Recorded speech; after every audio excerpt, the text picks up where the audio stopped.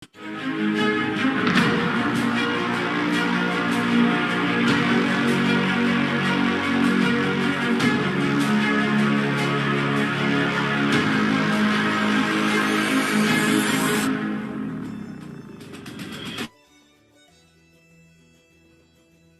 audio. Muy buenas noches. La Academia Iberoamericana de Ciencia Política y la Política Asociados y Consultores, iniciamos en esta oportunidad una nueva versión de nuestro programa Candidatos a la Carta. Y en esta oportunidad tenemos pues la grata presencia del candidato al Parlamento andino, Juan Carlos Ramírez, quien postula por el partido Avanza País. Es la primera entrevista que nosotros hacemos a un candidato al Parlamento andino, una institución tan importante para la región,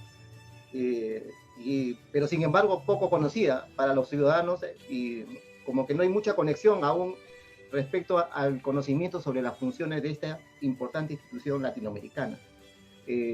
Para nosotros es grato pues tener la oportunidad de compartir con Juan Carlos, y para lo cual vamos también a trabajar en la conducción con Nadia Burto, en quien le damos la cordial bienvenida. Adelante, Nadia. Muy buenas noches, Walter. También darle la bienvenida al candidato con el número 1 por Avanza País al Parlamento andino, Juan Carlos Ramírez. Y bueno, sí, es importante lo que mencionas. Yo creo que sin duda más del 60 o 70% de las personas que van a votar, que están en edad de emitir su voto, quizás desconozcan, ¿no?, el tema del Parlamento andino. Si bien es cierto, también desconocen en algunas oportunidades las funciones que tienen los congresistas. Imagínate, sobre el Parlamento andino es el gran desconocido en la elección todavía, ¿no?, en el Perú. Entonces, nosotros con esa misión también de empoderar a la ciudadanía y que emita un voto consciente, pues también queremos comunicarles y comentarles sobre lo que hace el Parlamento andino, ¿no?, en esta primera parte del programa. Así es, Nadia. Bueno, entonces iniciamos preguntándole a Juan Carlos una breve reseña sobre su vida, su trayectoria académica y política en esta oportunidad. Adelante, Juan Carlos, y bienvenido. Muchas gracias, Walter, Nadia, por esta bienvenida. Realmente generosa, Nadia, cuando dice que 60 o 70% no conocen al Parlamento andino. Creo que es como 99.9%, más o menos. Más o menos. ¿No? Sí, es más o menos esa cifra. Pero bueno, hablando de mí, yo soy ingeniero de minas y Premio Nacional de Minería, ingeniero emérito del Colegio de Ingenieros del Perú. Curiosamente, he trabajado en los 5 países que conforman el Parlamento andino: en Colombia, en el Valle del Cauca; en Ecuador, en las parroquias de Zaruma, Ponce Enríquez, Villarrica; en Bolivia, en un sitio que se llama Eucaliptos, el Coricoyo, cerca de Oruro; en Chile también, en varias partes, en básicamente cosas que no eran cobre, ¿no?, sino polimetálicos; en el Perú, por supuesto, en todas partes. Y en la parte académica he sido catedrático en ESAN, en Centrum, en la Universidad del Pacífico, en el CAEM. Ya últimamente dicto epistemología en la Escuela Superior de Guerra Naval. He sido también consultor del Banco Interamericano, bueno, en ese caso director de proyecto del Banco Interamericano, y consultor en otras agencias bilaterales. En la parte pública, viceministro de Minas, director de la Escuela de la Contraloría General y asesor en mi vivienda. Básicamente eso podría describir mi parte académica. Sin embargo, tengo que decir que yo creo que las personas, los valores de las personas comienzan por el valor, justamente. O sea, una persona debe ser valiente, en primer lugar, aunque sea analfabeta, eso no lo hace menos. En segundo lugar, honrada, decente. Alejandro Magno decía: las personas decentes son mis compatriotas, los demás son extranjeros, ¿no? Y lo tercero es la parte académica, de educación. La gente muchas veces piensa que la educación es inteligencia, y eso es falso. La educación son solamente datos, ¿no? Es memoria, básicamente. De hecho, mi definición de educación es que educación es lo que nos queda cuando nos olvidamos lo que aprendimos, ¿no? Entonces, eso más o menos me describe a mí, y en un rato, si ustedes desean, describimos este ser fantasmal, este ectoplasma llamado Parlamento andino. Muy bien, Juan Carlos. Tienes una trayectoria académica importante, creo que la experiencia la tienes. Sin embargo, ahora entras al plano político. A la escena de los políticos, una escena de conflicto permanente. ¿Que tu trayectoria política recién empieza con esta candidatura o antes has tenido alguna experiencia sobre el tema?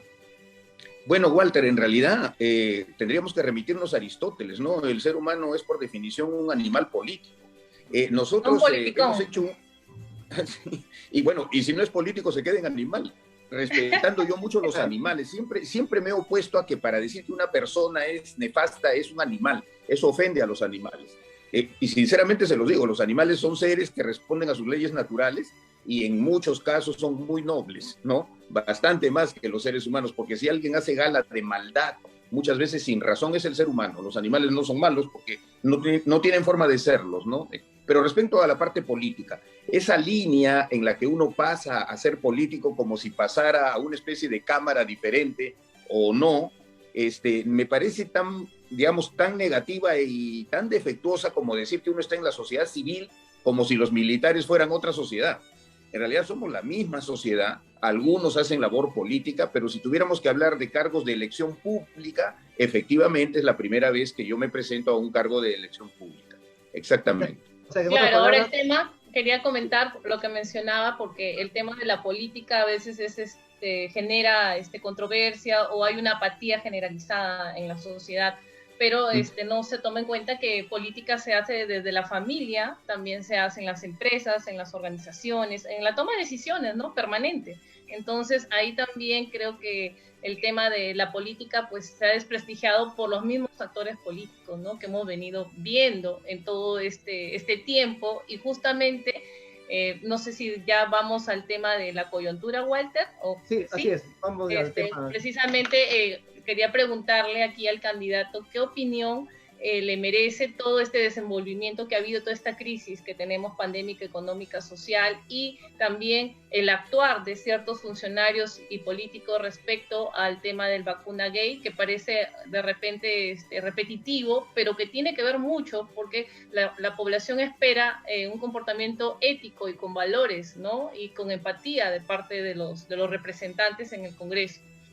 Bueno, Nadia, solamente para cerrar el tema anterior, tienes toda la razón. Si yo estoy en una familia y mando a mi hijo a Leoncio Prado, es bien diferente que si lo mando a los Reyes Rojos, ¿no? Y esa es política familiar, o sea, es mi visión del mundo y tienes toda la razón. Política se hace en la familia, en el club, en la empresa, en todo lado, ¿no? Ahora, yendo al tema que me estás preguntando, para mí, de verdad que es criminal, realmente.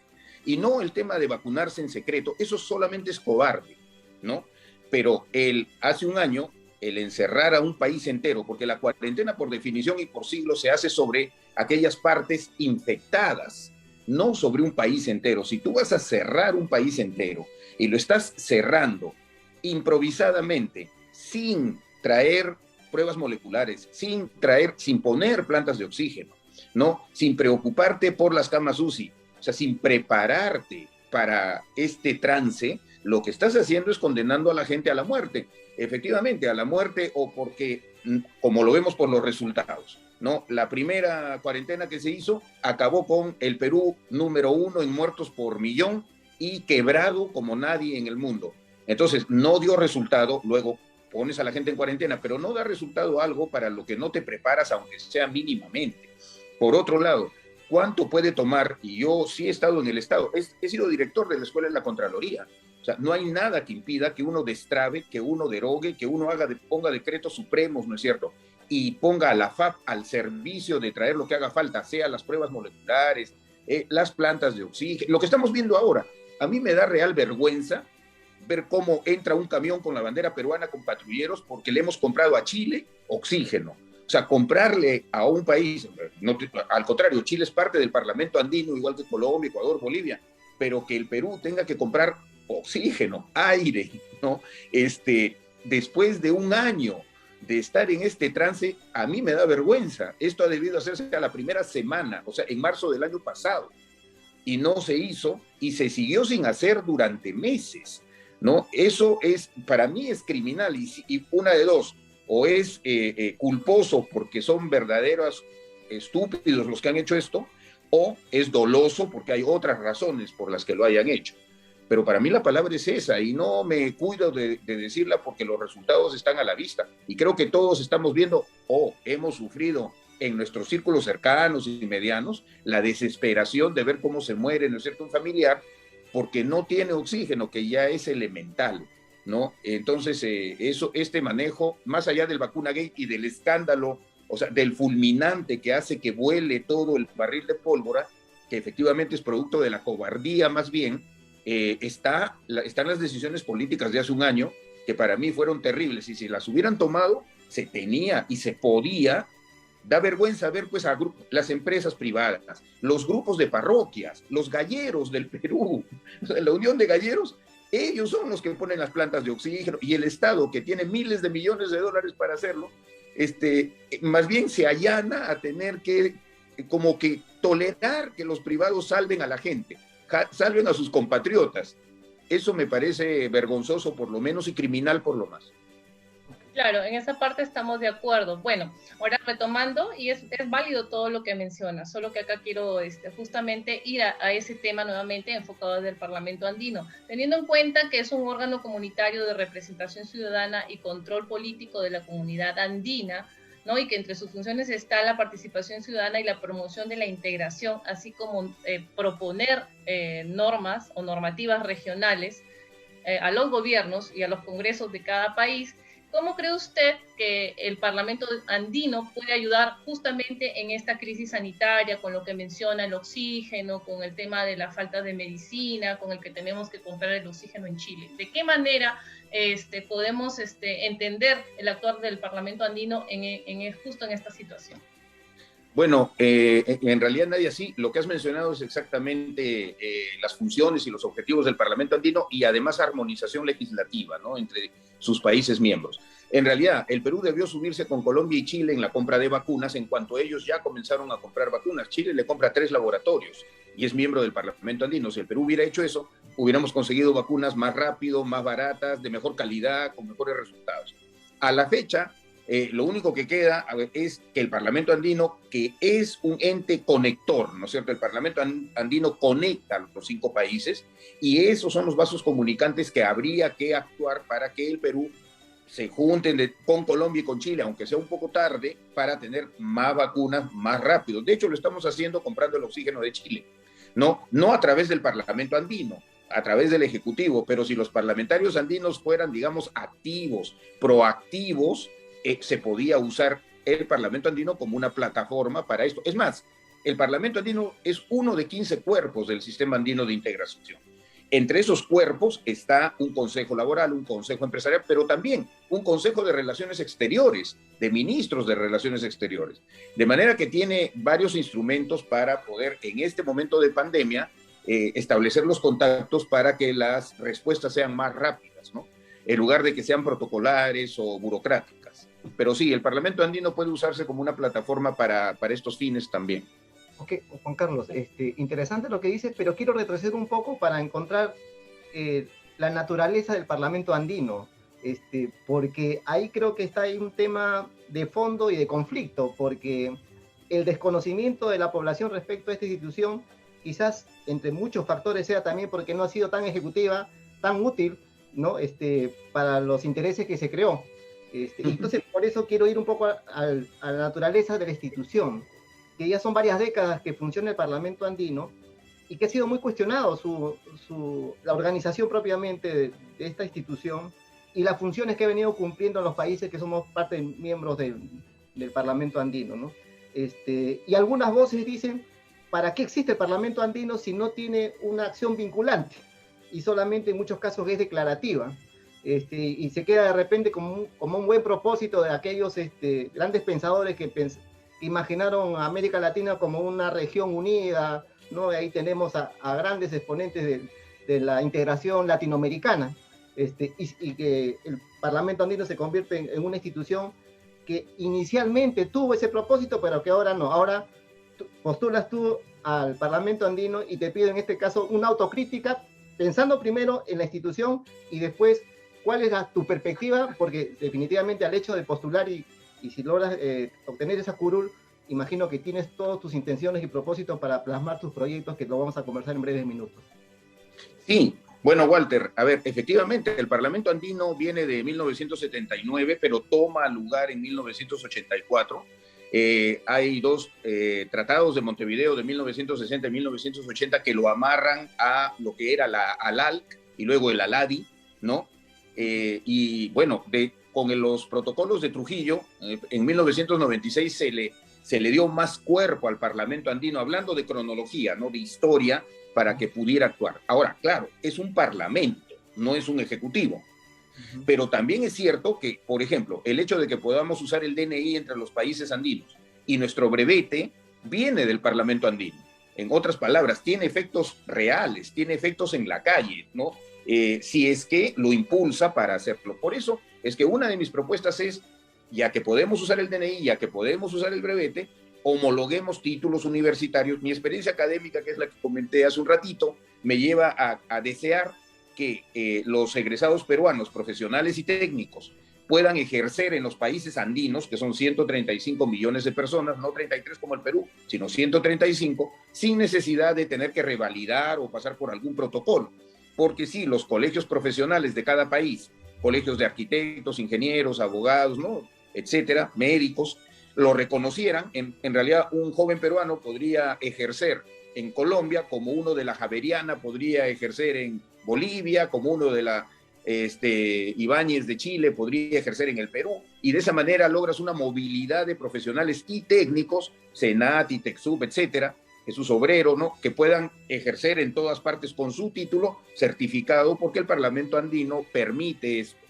Ese es un punto en educación. Otro importantísimo, el sistema SENA de Colombia, y que tiene un equivalente en Chile desde 1957, ofrece 522 cursos prácticos en el que yo certifico, literalmente certifico como Ministerio de Trabajo, porque depende del Ministerio de Trabajo de Colombia y de Chile, certifico a los jóvenes en carreras y talleres que son de 4 meses y los largos de 8 meses, de manera que yo certifico soldadores, gente en mampostería, en reparación de electrodoméstico, en crianza de animales menores, en una variedad de cosas que tienen que ver con operación de equipo mayor, operación de equipo menor. Entonces yo tengo jóvenes que salen de quinto y media, dicho sea de paso, la educación en el Perú, el grueso de la educación es media o media incompleta. O sea, ahí tiene uno el 80% de la población peruana, no son egresados universitarios y mucho menos técnicos. Tenemos muy poca educación técnica en el Perú, casi ninguna. No puede ser, esto no puede ser, de manera que tenemos que montar este sistema colombiano y chileno, traerlo al Perú en el Ministerio de Trabajo para que se llame en Colombia Sistema Nacional de Aprendizaje, podamos certificar a los jóvenes gratuitamente. Es gratuito en Colombia y en Chile. Entonces, eso puede hacer el Parlamento andino, y por eso se llama armonización legislativa, traer lo que funciona en otra parte para que en el Perú funcione también. Claro, sí, tiene mucha razón. Yo creo que es algo favorable si es que se diera ese tipo de armonización, ¿no? Sobre todo en la parte educativa. ¿Cuántos profesionales vienen de otros países y si los aceptan en Perú? Ahorita, por ejemplo, tenemos el caso de la inmigración venezolana, ¿no? Está afectando también a los puestos de trabajo de los mismos peruanos, porque ellos también tienen una especie de valorizar su mano de obra, como están en un tema de crisis todavía más fuerte que el de nosotros, pues es más bajo. Ahí, ¿cómo podríamos hacer para equiparar de repente y no tener ese tipo de problemática? Bueno, Nadia, el Perú en realidad equipara como de costumbre oficiosamente, informalmente. Yo me he encontrado serenos en San Isidro que son venezolanos. Y todos nos hemos encontrado enfermeras venezolanas que están actuando y eso está muy bien, pero al final tiene que ver, ¿no es cierto?, con que se les pague el sueldo mínimo, porque esa es una ley de mercado. Hasta el mismo Silvio Rodríguez dice en una de sus canciones, la economía ha parido otra verdad. Acá la verdad es económica y la primera ley de la economía es que si algo es abundante es barato, ¿no es cierto? Y si es escaso es caro, y eso se aplica a la labor como a los materiales, como a la energía, como a lo que fuera. Entonces ahí trágicamente la realidad se impone y se va a imponer nomás, así nosotros decretemos, legislemos, no. Lo que hay que hacer ahí es, en el tema, por ejemplo, venezolano, como Venezuela no es miembro del grupo andino, pero se salió, así como Chile entró hace no mucho, ¿no? Salió y volvió a entrar. Así es, exacto. Bueno, es que depende de los gobiernos de turno, ¿no? Si mi color es verde y el otro rojo. La circunstancia del contexto. Claro, y ahí las ideologías hacen mucho daño. En general, yo pensé que el siglo XX había muerto con sus ideologías del momento, pero parece que no. De todas maneras, algunas resurgen por algún lado o se modifican o se transforman. Pero ojo, respecto a la migración venezolana, eso lo he conversado antes también, y Colombia, Ecuador, Perú y Chile, que son el tránsito de la migración venezolana. La mayoría de los migrantes venezolanos está en el Perú, más de 1 millón, y en Colombia también, más de 1 millón. Entonces ahí en realidad lo primero tenía que haber sido filtrar el ingreso, porque como todos sabemos, hay delincuentes dentro de estas personas, porque Maduro ha aprovechado, como en su momento Fidel, de vaciar las cárceles y se las mandó a los americanos, eran los Marielitos, ¿no? Acá también el señor Maduro, pues es la oportunidad perfecta, pues para sacar de las cárceles a todos y mandárselos al otro, ¿no? Eso suena horroroso, pero es una práctica. Juan Carlos, entonces, sí. Precisamente sobre lo que hablas, y ya que tienes cercanía con Hernando de Soto, porque entiendo que hay una amistad con el candidato, el tema de la migración definitivamente no es un tema solo legislativo, ¿no? O de competencia del Parlamento andino o del Parlamento nacional, básicamente es el Ejecutivo. Y ahí, de acuerdo a las propuestas de Hernando de Soto, ¿qué política va a aplicar respecto a este tema? Bueno, él lo ha dicho en varias oportunidades, ¿no? En primer lugar, en concordancia con los países que nos anteceden en la migración, que son Ecuador y Colombia, que limita con Venezuela, ¿no es cierto? El filtrar, es decir, el ser muy severo en una membrana muy sólida que permita filtrar quiénes están entrando, a todo el bloque, no solamente al Perú, a todo el bloque. Entonces, si ese filtro se da, no vamos a estar como hasta Chile hace poco, subiendo delincuentes a los aviones para regresarlos a Caracas, ¿no? Si se filtra antes, se logra reducir este problema, ojalá se llegara a cero, pero él es un partidario del control de la migración real, ¿no? O sea, no en palabras, sino realmente tener fronteras que deberían comenzar, si uno es un poco más astuto y hábil en el tema, debería comenzar en Colombia, o sea, en la misma frontera entre Colombia y Venezuela. Ahí, y el Parlamento Andino y el Perú como miembro, hay que recordar que con Colombia no solamente nos une el Parlamento Andino, nos une la Alianza del Pacífico también, ¿no? Junto con Chile y México. Entonces, Hernando de Soto, el doctor de Soto, siempre ha dicho que el control migratorio es un tema central, bueno, lo es en el mundo. De hecho, el Sistema Andino de Integración tiene un cuerpo solamente para ver migración. Hay que recordar que no solamente es un fenómeno acá, Alemania, Inglaterra tienen migración árabe y migración africana, como todos sabemos. En el Mediterráneo muere la gente por todas partes, si no los italianos lo tienen que rescatar, y es un problema bien grave en Europa, como es un problema bien grave acá. Entonces, lo que él dice es, lo primero que uno tiene que hacer es proteger sus membranas, y si ampliamos esa membrana a Colombia, a la frontera colombiana, que es miembro de la Sociedad Andina, del Parlamento Andino, pues mucho mejor, ¿no? Pero ahí hay un tema también pendiente, ingeniero Juan Carlos, el tema de la corrupción, ¿no? Porque si usted se da cuenta, por todas las fronteras hacemos agua con el tema de ese control migratorio del que usted se refiere. ¿Cuántas veces vemos gente que han entrado por otro lado, no por el control migratorio, sino que evadiendo la frontera y han entrado como ilegales? Por Tumbes tenemos esto que es repetitivo. En Máncora la gente está hastiada de todos, no es que tengan cólera a los venezolanos, pero sucede que está todo ocupado por ellos, ingresan a las casas sin permiso a coger alimentos, o sea, se está viviendo un tema muy crítico, ¿no? Y creo que tiene ese trasfondo de la corrupción. En ese aspecto, ¿qué posición tiene también el posible gobierno de Hernando de Soto, ¿no? De llegar a la presidencia y también trabajando con el Parlamento Andino? Bueno, en realidad, una de las características espero yo, el próximo presidente del Perú, el doctor Hernando de Soto, es justamente que tiene una historia sin problemas, ¿no es cierto?, de corrupción. De hecho, nunca ha estado en el Estado. Él es bien duro con respecto a la corrupción. Lo primero es establecer o darle más recursos a la Contraloría. Una cosa importante, dicho por el Contralor, por el señor Nelson Schack, la Contraloría solamente puede auditar el 15% del aparato del Estado, 15. 85 se queda sin control, porque no tienen los recursos. A la Contraloría hay que darle los recursos, sobre todo tecnológicos, ¿no? Además de económicos y de ingenieros, para ver en dónde se invierte el dinero, sobre todo en infraestructura, que es donde más se invierte, pero también en lo que es el castigo a la corrupción pequeña. Lo que no se sabe es que en la frontera norte hay un carrusel de pasaportes venezolanos. O sea, el mismo documento sirve para que entren un montón, se lo entrega al otro, lo regresa al Ecuador, vuelve a entrar, se lo pasa al otro. O sea, ese tipo de mecanismos se atacan, y hablando del mecanismo, la serie se llama inclusive El Mecanismo, ¿no? Se atacan rompiéndolos y eso se hace cuando uno cambia, ¿no es cierto?, las autoridades a cargo del sitio, o sea, lo que sucede in situ.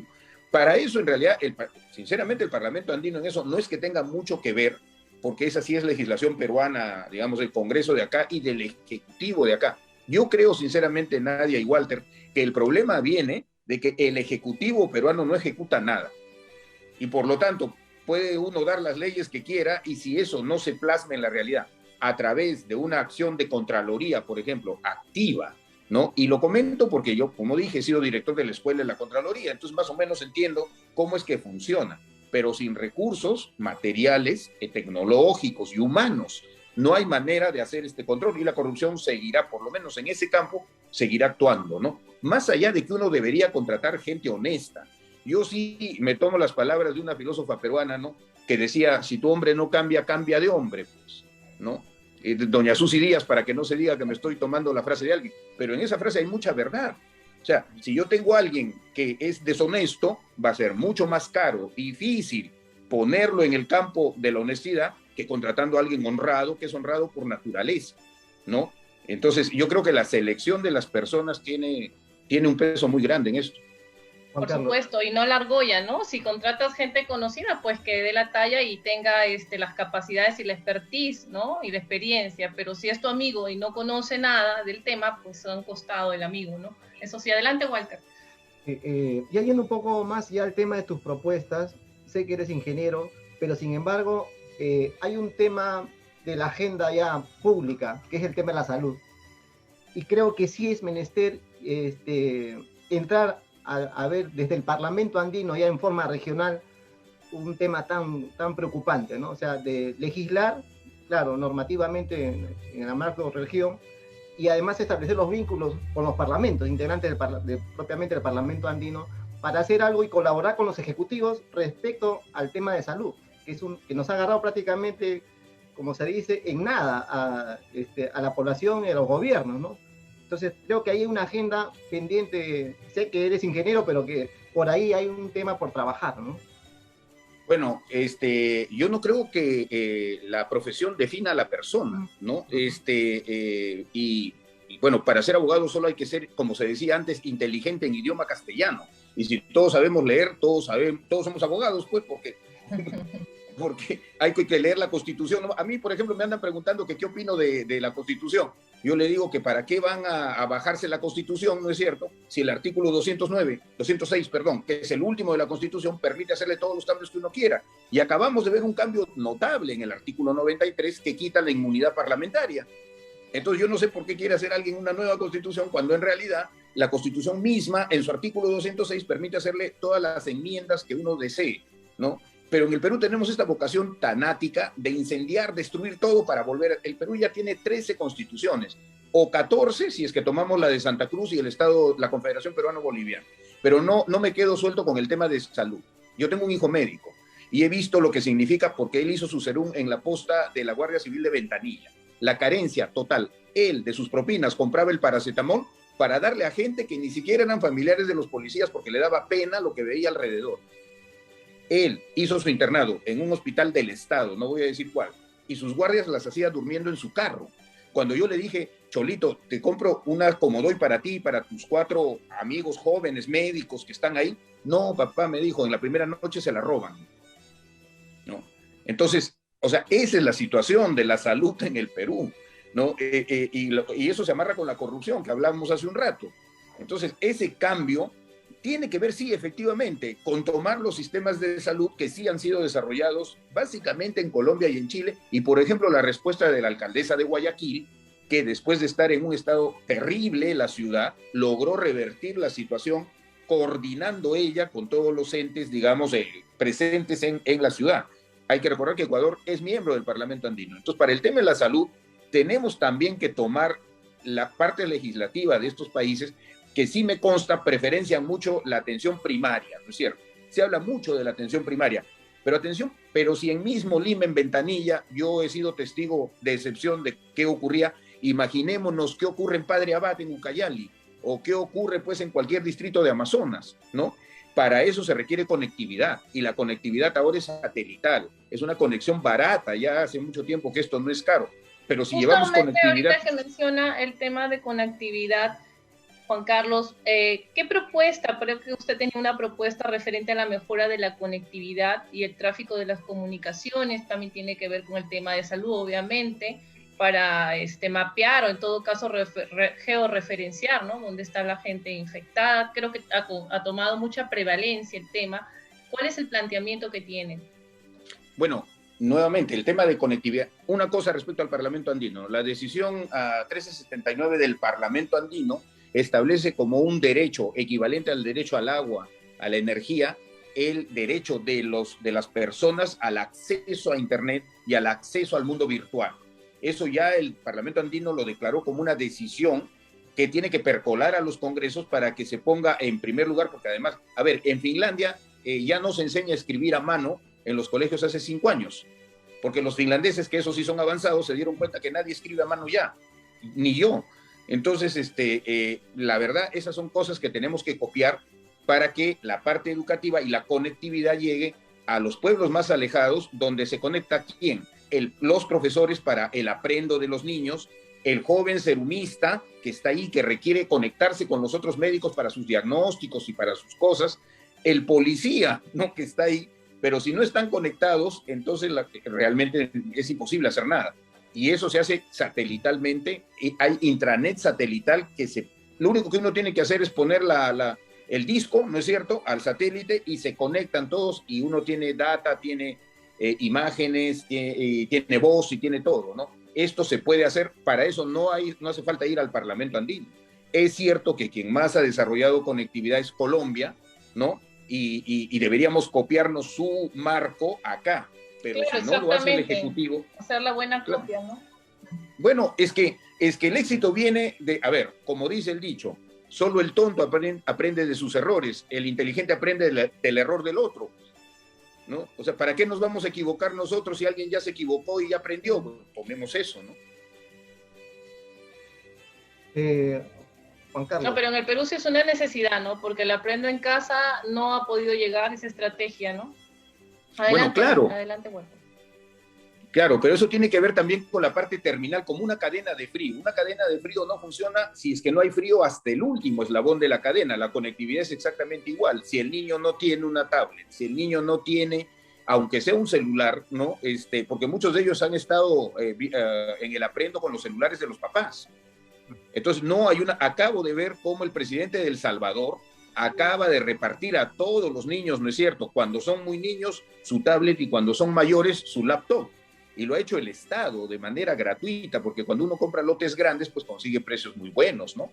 Entonces, acá deberíamos copiarnos no de los países andinos, deberíamos copiarnos de El Salvador, ¿no? Que no es que se haya caracterizado por ser un país, digamos, está repleto de los maras salvatruchas y de unos estados graves de estabilidad política. Sin embargo, el presidente de El Salvador ha repartido, ha comprado y ha traído y ha repartido tablets que sí están conectadas para los niños y laptops para los jóvenes, y se las ha dado gratuitamente, porque ¿cómo me comunico con mi gente, con mis pobladores, si no les doy las herramientas para que se comuniquen conmigo? Ahí no habría que copiarse de Chile, de Bolivia, de Colombia o de Ecuador, habría que copiarse de El Salvador. Ok, Juan Carlos, nos queda poco tiempo en el programa. Quisiéramos que un par de propuestas más que tengas sobre el Parlamento Andino para aprovechar la oportunidad. Encantado, Walter. Tengo varias, pero vamos a las que me parecen centrales. La industria forestal. La ley forestal de Chile le ha permitido a Chile exportar 6.000 millones de dólares por año en productos maderables, papel. Todo el pino peruano es chileno, todo, ¿no? Y lo hace con 2.5 millones de hectáreas y no tiene Amazonía. Solamente la región Loreto, nomás la región Loreto, tiene 37 millones de hectáreas. Y el Perú exporta 200 millones de dólares en madera al año, o productos maderables, o sea, 30 veces menos que Chile. De manera que para mí tenemos que tomar de Chile, que es miembro del Parlamento Andino, la ley forestal. Esa es una. 2, la ley de exploración minera de Colombia. Por eso es que Colombia nos ha pasado en atracción minera, en Fraser. Nos ha pasado Colombia al Perú, que es el minero. ¿Por qué? Porque su ley de exploración minera es tremendamente promotora, muy bien diseñada, ¿no?, en el manejo ambiental, social, etcétera, Y eso es otra de las cosas que yo haría, traerme la ley de exploración minera de Colombia, traerme la ley forestal de Chile al Perú. Bueno, otra propuesta más y con eso nosotros pasamos al siguiente bloque. Que tenga Juan Carlos. Bien, en realidad la otra es traernos el SENA, o sea, el sistema de aprendizaje de Colombia y de Chile, para certificar rápidamente a nuestros jóvenes técnicamente, ¿no? Esa es una que para mí es central. Perfecto. Nadia, entramos al bloque final del ping-pong.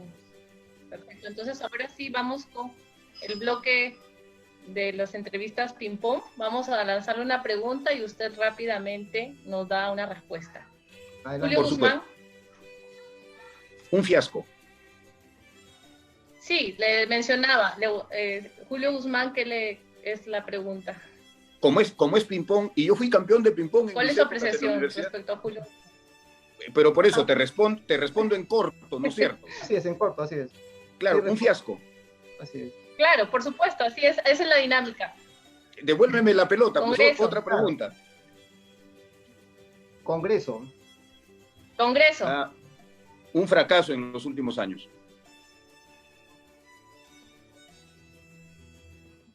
¿Tiene problema con la Rafael López Aliaga. Una buena alternativa. Rafael López Aliaga, ¿me escucha? Sí, claro, es una buena alternativa. Corrupción. ¿Cómo? Corrupción. El peor problema del Perú. Keiko Fujimori. Una buena mujer. Keiko Fujimori. Una buena mujer. Tu audio no. Continúa, Walter. Sí. Verónica Mendoza, Juan Carlos. Un peligro. Marina de Guerra. Una institución notable. Hernando de Soto. Próximo presidente del Perú. Forsyth. Un joven. Minería. La mayor riqueza del Perú. Caen. Un buen centro de formación. Vizcarra. Un delincuente. Perú. Mi patria. Ok, Juan Carlos. Muchas gracias por habernos brindado este tiempo tan valioso para ti. Yo sé que estás en plena campaña también. Y finalmente son los ciudadanos los que ganan escuchando las propuestas de diferentes candidatos. En este caso ha sido el primer candidato en el tema del Parlamento Andino, y que, bueno, qué mejor oportunidad de brindarles pues estas propuestas con sustento, ¿no? Porque no solamente se trata de decir qué quiero hacer, sino también el cómo, ¿no? Entonces creo ese es un valor importante. Tienes experiencia, y creo que los ciudadanos, los electores, tienen pues entre la variedad de candidatos y partidos de elegir a los mejores. Necesitamos tener un parlamento peruano bueno, pero también un parlamento regional, en este caso el parlamento andino, que sea bien representado por los 5 representantes de acá del Perú, ¿no? Y que si tienes la suerte que a través del voto popular llegues a ejercer el cargo de representante regional para nosotros, creo que sería muy valioso tu aporte en este ámbito, ¿no? Nadia. Sí, también agradecerle por su presencia y su disposición aquí en el programa. Era necesario para que la población pueda entender básicamente cuál es la función del Parlamento andino y en qué pueden aportar los parlamentarios andinos a la labor del Congreso Nacional también, que se revierte en leyes para los ciudadanos, ¿no? Finalmente ese es el objetivo. Nosotros seguimos empoderando a la ciudadanía con información oportuna sobre la oferta política que existe en este momento. Juan Carlos Ramírez va con el 1 por Avanza País. Le damos el pase para que dé su mensaje final a quienes nos están siguiendo a través de la página de la Academia Iberoamericana de Ciencia Política en Facebook. Bueno, en primer lugar, agradecerles Adelante, mucho a con su mensaje final. Sí, agradecerles mucho, Nadia y Walter, por la oportunidad, ¿no? Yo le pediría a la ciudadanía que si no vota por mí, vote por los 3 trenes y por el doctor Hernando de Soto. Yo creo que al Perú, más que yo sea parlamentario andino, le convendría que sea el doctor Hernando de Soto presidente del Perú. Habría un cambio notable para bien, positivo, ¿no? Y bueno, si piensan que sería una buena alternativa yo para el Parlamento andino, pues marcar el número 1 en el extremo derecho de la cédula de votación. Y eso es todo lo que tengo que decir, pero agradecerles mucho Nadia y Walter, por esta oportunidad. Okay, muchas Gracias a usted. Gracias a ustedes. Y, muy bueno, gentiles. Muchas gracias. Nos Muy despedimos amable así de todas las personas que están sintonizando a través del Face la transmisión de Candidatos a la Carta, y quizás en una próxima oportunidad. Nos queda un mes ajustado realmente la campaña, y si tenemos la oportunidad de repente con otro candidato sobre temas puntuales, nos gustaría contar con su participación, Juan Carlos. Así que muchísimas gracias a usted y a todas las personas que nos están sintonizando. Muy buenas noches. Con mucho gusto. Buenas noches. Éxitos en la campaña también. Gracias.